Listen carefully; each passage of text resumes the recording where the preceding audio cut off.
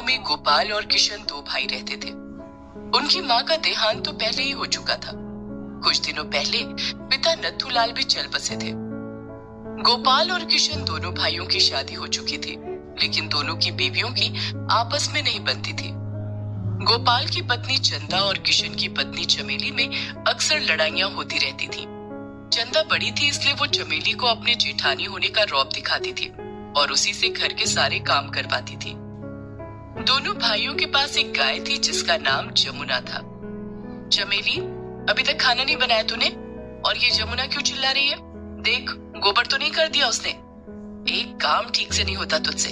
काम की न काज की, दुश्मन अनाज की। ये क्या बोल रही हो दीदी? जरा जबान संभाल कर बात करो। अरे मैं बड़ी हूँ, जो चाहे वो बोलूंगी।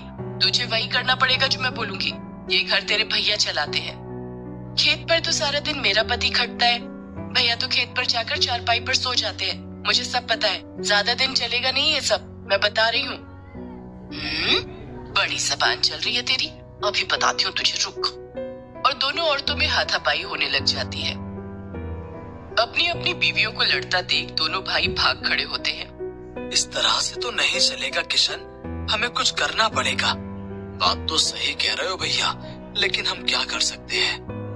बंटवारा या बंटवारा, लेकिन इसके अलावा और कोई चारा नहीं है। दोनों लुगाइयां ऐसे ही लड़ती रहेंगी तो हमें एक दिन हार्ट अटैक आ जाएगा। किशन गोपाल की बात मान लेता है। पंचायत बुलाई जाती है और गांव के मुखिया चमनलाल के सामने दोनों भाइयों के बीच बंटवारा हो जाता है। घर के बीचों बीच एक दीवार खड़ी हो जाती है। चलो भाई, हो गया बंटवारा, अब दोनों भाई शांति से रहो। ऐसे कैसे हो गया बंटवारा? गाय का बंटवारा भी तो करो। लेकिन गाय तो तुम दोनों के पास एक ही है। एक गाय को दो हिस्सों में कैसे बांटोगे? और वो रहेगी किसके पास? तभी गोपाल की पत्नी चंदा गोपाल के कान में कुछ फुसफुसाती है। मुखिया जी, ये गाय 1 महीने मेरे पास रहेगी और 1 महीने किशन के पास। मैं बड़ा हूँ, इसलिए सबसे पहले गाय मेरे पास रहेगी। ठीक है, दोनों भाई राजी हो तो मुझे क्या दिक्कत। किशन बड़े भाई की बात मान लेता है और शर्त के मुताबिक गाय जमुना को बड़ा भाई गोपाल अपने घर ले जाता है। जमुना काफी दुधारू गाय थी। वो देखने में जितनी सुंदर थी उतनी ही हृष्ट पुष्ट भी थी। जमुना का दूध पूरे गांव में मशहूर था। अरे गोपाल भैया, अच्छा किया जमुना को तुम ले आए। ये लो बाल्टी और 2 किलो दूध कर दो। हमारे घर के बच्चे तो जमुना का दूध ही पसंद करते हैं। कहते हैं जमुना का दूध बहुत गाढ़ा और स्वादिष्ट होता है। हाँ हाँ, अभी लो भैया 2 किलो दूध। अब सुबह शाम गोपाल के घर के बाहर ग्रामीणों की लाइन लगी रहती थी। गोपाल जमुना के दूध की दही जमाता और मिठाइयाँ बनाता। उसकी मिठाइयाँ पूरा गांव खरीदकर बड़े चाव से खाता। ये सब देखकर किशन की पत्नी चमेली चलने लगी। देखो जी, गोपाल भैया तो पैसों में खेल रहे हैं और पूरे गांव में दूध की नदियां बहा रहे हैं। तू परेशान क्यों होती है चमेली? बस 1 महीने की बात है। अगले महीने जमुना के दूध की नदियां हम बहाएंगे। गोपाल और उसकी पत्नी चंदा जमुना की बहुत सेवा करते। चंदा रोज सुबह सुबह जमुना का गोबर साफ करके उसे नहला देती। जमुना के आसपास भी वो साफ सफाई का बहुत ध्यान रखती। जमुना को मक्खी मच्छर से बचाने के लिए वो गौशाला में रोज धूप जलाती। गोपाल जमुना को बड़े प्यार से चारा खिलाता। खा, भरपेट चारा खा। ये ले, तेरे लिए गुड़ और खल्ली भी लाया हूँ। खूब खा, जी भर के खा। दोनों पति पत्नी का प्यार देखकर जमुना भी उनसे बहुत खुश थी। इसी तरह एक एक करके दिन बीत गए और 1 महीना बीत गया। अगले महीने की 1 तारीख को किशन अपने बड़े भाई गोपाल के घर आया। भाई किशन, कैसे हो? मैं तो ठीक हूँ भैया, आप कैसे हैं? तभी पीछे से किशन की पत्नी चमेली वहाँ आ जाती है और किशन से कहती है, सीधे सीधे काम की बात क्यों नहीं करते कि जमुना को लेने आए हो? चमेली ये बात इतनी जोर से बोलती है कि गोपाल सुन लेता है। हाँ हाँ भाई किशन, जमुना को ले जाओ। अब 1 महीने के लिए जमुना तुम्हारे पास रहेगी। गोपाल के इतना कहते ही चमेली झटपट यमुना को खूंटे से अलग कर देती है और अपने घर ले जाती है। किशन के घर में जमुना के लिए कोई गौशाला नहीं था, इसलिए चमेली घर के दरवाजे पर ही खूंटा गाड़ कर यमुना को वहाँ बांध देती है। सुबह से शाम हो जाती है लेकिन जमुना को कुछ भी खाने को नहीं मिला। रात में जमुना भूख से तड़प कर आवाजें लगा रही थी। तब किशन उसे चारा डालने के लिए जाता है। तभी चमेली वहां आ जाती है। ये क्या कर रहे हो? देख नहीं रही हो, जमुना को भूख लगी है, तुमने इसे चारा नहीं डाला। न मैं चारा डालूंगी और न तुम्हें चारा डालने दूंगी। लेकिन जमुना से तेरी क्या दुश्मनी है? दुश्मनी जमुना से नहीं, तुम्हारे भाई और भाभी से है। पूरे महीने तो उन लोगों ने जमुना के दूध के बहुत मजे उड़ाए हैं। दूध, दही और मिठाइयां बेचकर खूब पैसा कमाया है। लेकिन अब मैं ऐसा नहीं होने दूंगी। जमुना की हालत तो मैं ऐसी कर दूंगी कि ये किसी काम की नहीं रहेगी। तुम इंसानों का गुस्सा इस बेजुबान जानवर पर निकालोगी? तो क्या करूं? तुम्हारे भाई और भाभी से जाकर लड़ूं? नहीं नहीं, तुम भैया और भाभी से कुछ मत कहना। दो भाइयों के झगड़े में बेचारी जमुना पिसने लगी। चमेली ना तो जमुना को चारा डालती और ना ही उसका गोबर साफ करती और ना ही उसकी साफ सफाई का ध्यान ही रखती। बेचारी जमुना के आसपास गंदगी फैल गई। मच्छर और मक्खियां उसका जीना हराम करने लगे। भूख प्यास से परेशान यमुना दिन भर चिल्लाती रहती। ग्रामीणों को दया आ जाती तो कभी कोई 2 रोटी डाल जाता, जिसे खाकर जमुना थोड़ी देर के लिए शांत हो जाती। लेकिन अगले ही पल फिर भूख से बिलबिला उठती। जमुना की यह हालत गोपाल और चंदा से देखी नहीं जा रही थी। सुनिए जी, आप देख रहे हैं ना किशन और चमेली ने जमुना की क्या हालत कर दी है। मुझसे जमुना की यह हालत देखी नहीं जाती। उनसे कहो कि अगर जमुना संभाली नहीं जाती तो हमें दे दे। ये कैसी बात कर रही हो चंदा? शर्त के मुताबिक जमुना इस महीने किशन के पास ही रहेगी। जमुना को अब हम अगले महीने ही अपने घर ला सकते हैं। गोपाल की बात सुनकर चंदा चुप हो गई, लेकिन उससे जमुना का दुख देखा नहीं जा रहा था। रात होते ही जब सब सोने चले जाते तो वो चुपके से जमुना को खाना खिलाती। इस तरह से बेचारी जमुना एक वक्त का ही खाना खा पाती, जिससे वो बहुत कमजोर हो गई थी। धीरे धीरे करके जमुना के कष्ट भरे दिन बीत गए और 1 महीना पूरा हो गया। अगले महीने की 1 तारीख को गोपाल जमुना को लेने के लिए किशन के घर पर आया। हाँ हाँ भैया, अब आप जमुना को अपने घर ले जा सकते हैं। जमुना बहुत कमजोर हो चुकी थी। वो किसी तरह से चल पा रही थी। गोपाल जमुना को अपने घर ले आया। 1 महीने में क्या से क्या बना दिया हमारी जमुना को। चंदा ने जमुना को नहला धुलाकर साफ किया और चारा डाला। बेचारी जमुना ठीक से खड़ी भी नहीं हो पा रही थी। सुनिए जी, मुझे लगता है कि जमुना की तबीयत खराब है।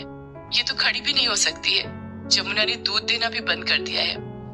गोपाल डॉक्टर को बुला कर लाता है।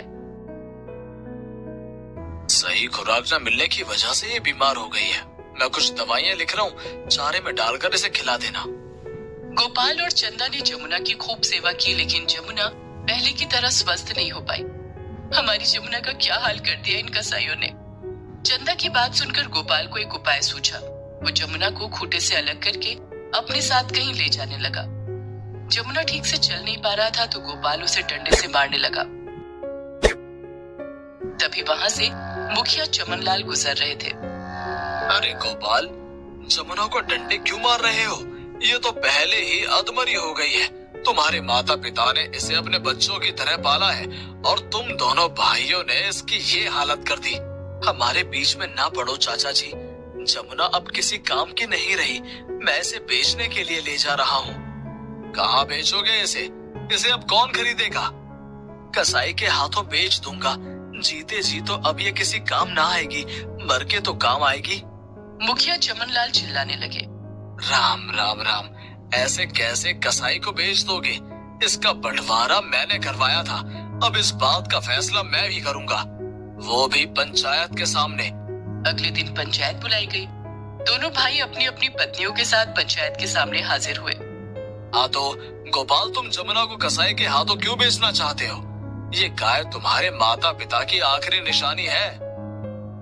लेकिन मेरे छोटे भाई ने ये बात नहीं समझी कि जमुना हमारे माता पिता की आखिरी निशानी है।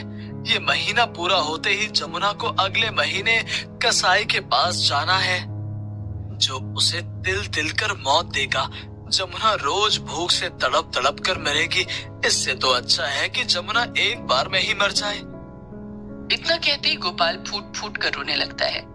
गोपाल की बात सुनकर छोटे भाई किशन को उसकी गलती का एहसास होता है कि उसने क्यों नहीं अपनी पत्नी चमेली को जमुना के साथ बुरा करने से रोका। किशन और चमेली दोनों ही बहुत शर्मिंदा होते हैं। भैया, मुझे माफ कर दो, गलती मेरी है। मैं भूल गया था कि गौ माता होती है और जमुना को तो हमने हमेशा अपने घर की लक्ष्मी माना है। मैं जमुना को अपने साथ लेकर गया था, सारी उसकी जिम्मेदारी मेरी थी। मैं अपनी जिम्मेदारी नहीं निभा पाया। जमुना की इस हालत का जिम्मेदार मैं हूँ। हमने आपसी झगड़े में एक बेजुबान के साथ बुरा बर्ताव किया। आज से जमुना हम दोनों की है, जमुना का बंटवारा नहीं होगा। मैं तो कहता हूँ कि हमारे घर का ही बंटवारा नहीं होगा। हम एक साथ रहेंगे और जिन्हें ये मंजूर नहीं वो हमें छोड़कर जा सकता है। ऐसा कहकर किशन ने अपनी पत्नी चमेली की तरफ देखा। चमेली किशन का इशारा समझ गई। पंचायत के सामने दोनों भाई एक दूसरे के गले मिले और हमेशा साथ रहने का वादा किया। घर के बीचों बीच बनी दीवार उसी दिन तोड़ दी गई। अब जमुना का ख्याल दोनों भाई मिलकर रखने लगे। चंदा और चमेली को भी समझ आ गया था कि अब उनकी दाल नहीं गलने वाली है। जमुना ने दोनों भाइयों को फिर से मिला दिया था। जमुना का स्वास्थ्य धीरे धीरे ठीक होने लगा और वो पहले की तरह चमकने लगी। कई साल पहले दवेता नामक एक जंगल में रहती थी एक चालाक लोमड़ी।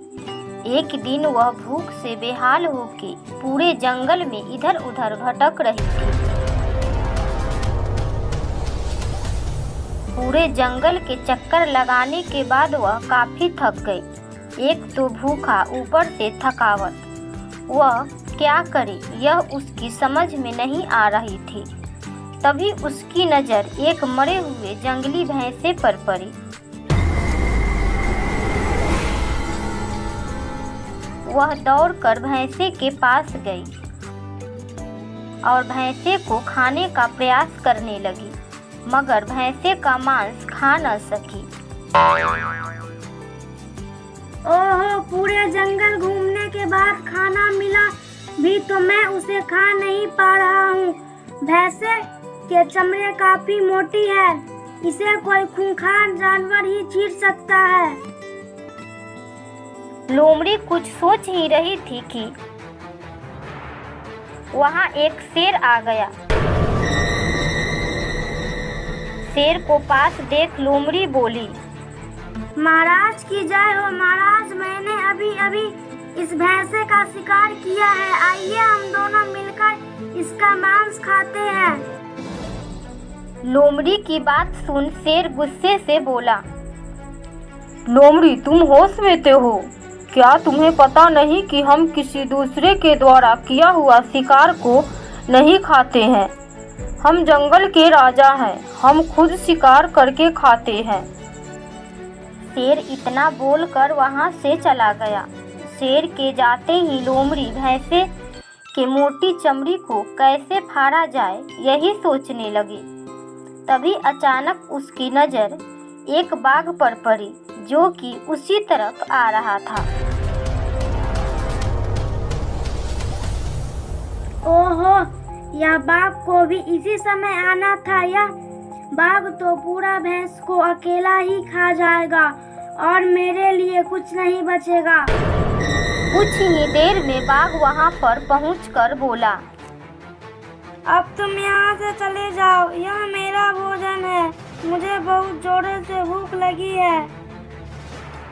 बाघ इतना बोलकर भैंसे के पास जाने लगा। तभी लोमड़ी बोली, तो पता है कि आप किसका शिकार खाने जा रहे हैं? बाघ ने आश्चर्य से पूछा, नहीं, हमें नहीं पता कि यह शिकार किसका है। अब तुम ही बताओ कि यह शिकार किसका है। इस जंगली भैंस का शिकार शेर महाराज ने किया है और वह स्नान करने के लिए नदी में गए हैं। वह आते ही होंगे। अगर उन्होंने आपको यहाँ देख लिया तो ठीक नहीं होगा। बाघ इतना सुनते ही वहां से भाग निकला। कुछ ही समय में वहां पर एक भेड़िया आ गया और लोमड़ी से बोला, लोमड़ी भैया, क्या आपने इस भैंसे का शिकार किया है? क्या मैं भी थोड़ी मांस खा लूं? मुझे भी बहुत जोरों की भूख लगी हुई है। भेड़िया भाई, मैं आपको भूख को समझ सकता हूँ, मगर इस भैंस को शेर राज ने मारा है। मैं तो केवल एक रखवाला हूँ, फिर भी मैं आपको मांस खाइए। जैसे ही शेर इधर आएगा मैं आवाज लगाऊंगा, आप भाग जाना। लोमड़ी भाई, आप कितने अच्छे हो, आपके जैसे ही जानवरों की आवश्यकता है इस जंगल में। इतना बोलकर भेड़िया भैंसे के पास गया और उसके चमड़े को चीर दिया। तभी लोमड़ी चिल्लाते हुए बोला, भेड़िया भाई जल्दी भागो, शेर आ रहा है। भेड़िया शेर की आने की बात सुन वहां से 9-2-11 हो गया। उसके बाद लोमड़ी गई और भैंसे का मांस भर पेट खाया।